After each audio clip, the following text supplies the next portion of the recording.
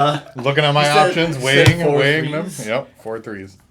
4 fours. 4 fours. 4 fours. Sure. 4 sixes. What?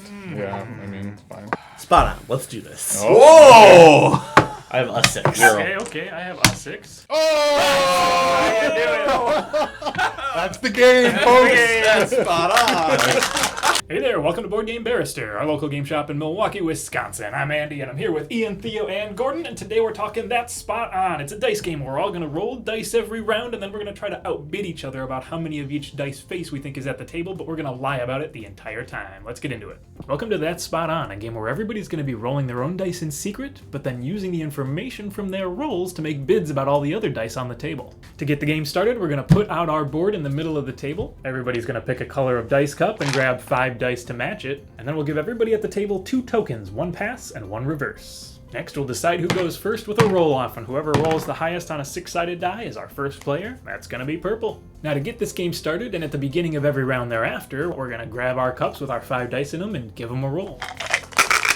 Take a look at your roll, and then keep that secret from everybody else, and then we're going to get into the bidding portion of the round. Now, our first player is going to get us started with an opening bid, and all that involves is calling out a number of dice of a particular dice face that you think exist on the table between all of the cups that have been rolled. And one more thing to keep in mind is that ones are wild. You can never involve ones in your bid because they'll contribute toward any bid of another die face. If there were 3 people at the table, so 15 dice total, we could pretty easily assume that somebody else at the table had also rolled a 4 or a 1, so a really safe opening bid might be something like 4 fours. Then the next player around the table has options. First, they can raise the bid, and there's 2 ways they can do that. They can either keep the number of dice the same, but increase the face, so instead of 4 fours, they could say, I think there are actually 4 fives, or they can increase the number of dice in the bid and go up to 5 dice or more. When they do that, they can change the die face value to anything they want to. So instead of our 4 fours, maybe Orange thinks that there are 5 sixes. The second thing you can do on your turn is to challenge the current bid.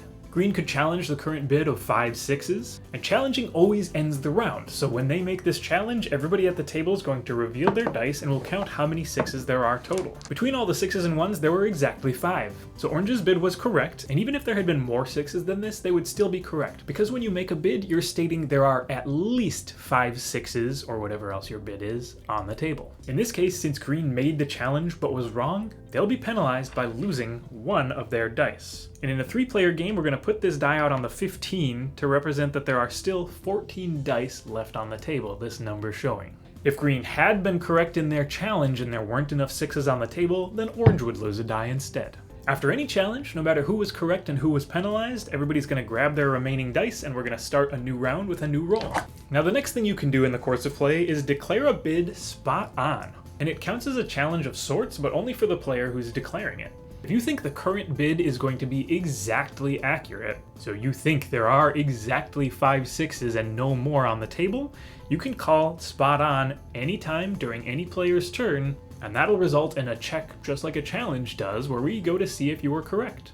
If the bid is not dead on, then the player who called spot on will lose a die just like when you lose a challenge. But if they were spot on about the number of dice, then they actually get to collect one of their lost dice back from the board into their cup. After any of these checks, that'll end the round, so either a challenge or a spot on, the player who issued the challenge or declared spot on is going to start us with the opening bid for the next round. There are 2 other things you can do with your turn, and those are to either use your pass token or your reverse token. These will often get you out of tough spots where you don't feel like you can safely raise the current bid, but you're also not ready to challenge. If you use your pass token, you'll put it out onto one of these spots on the board and just skip your turn. You don't have to be involved in raising to a new bid or challenging the last one made. And the reverse is even more interesting. You get to skip your turn and reverse the direction of play back toward the person who most recently took their turn. That'll also reverse the direction of play around the table as indicated by which arrow shows next. Also worth noting, if a player has a successful spot on call and they don't have any dice on the dice tracker to reclaim, they can instead steal a token from another player around the table or grab a pass token, this only matters for the pass token, right off of the board. Now, to a certain extent, this game expects that you might get into a little bit of a bluffing element at some point. This isn't necessary, but a lot of people like to play the game where instead of presenting good information with your bids, you're presenting information that you think will mislead other people around the table. It's entirely possible to succeed and win the entire thing without ever having lied for a moment and just made good bids about the information in front of you, but you may eventually start to try to mislead other people into making overzealous bids, or into challenging one of your bids that was actually a totally safe play. In any case, we're going to keep rolling our dice, making those bids, issuing challenges as we see fit, and if there comes a time where a player loses their 5th and final die to the challenges and incorrect spot-ons they've made, then they're eliminated from the game. And as soon as there's only one player left standing, that player is our winner.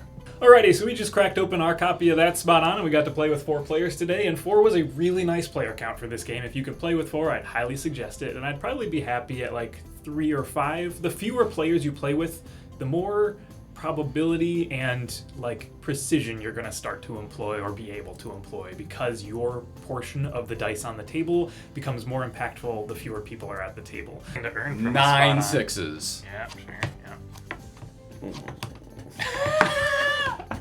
10 threes. Whoa! It made it back to you.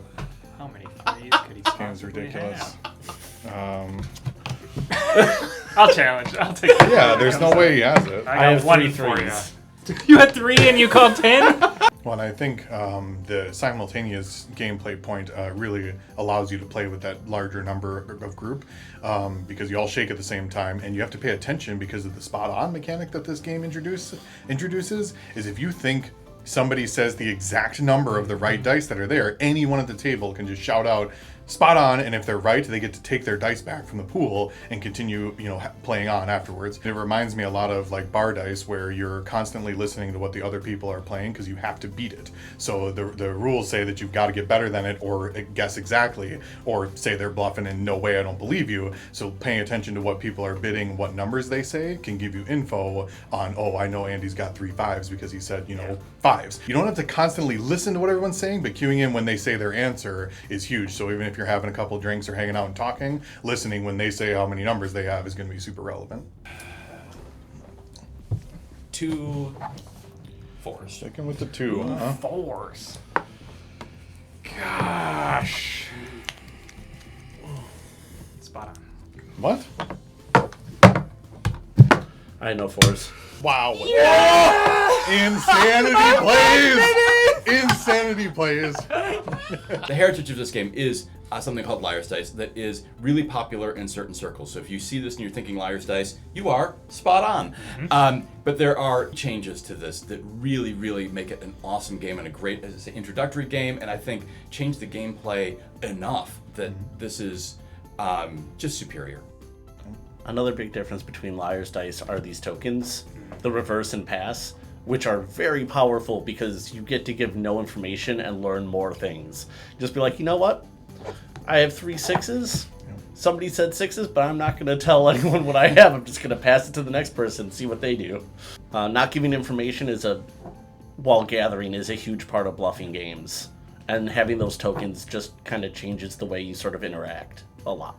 Yeah, Liar's Dice can become a very, if you're playing with people who've played a lot, it becomes a very, a game of trying to strong-arm each other into bad positions that you can't get your way out of without making a way worse bid or challenging something you think is legitimate. It just becomes trying to corner other people, and putting these tokens in and the spot-on mechanic means that you can squeeze out of those corners. If you still have the tokens, it's a free get out, and if you have the spot on, you might make that person pay for pushing you into that corner in the first place because they're being so precise about it. You say, I believe you. I think there actually are exactly that at the table, so thanks.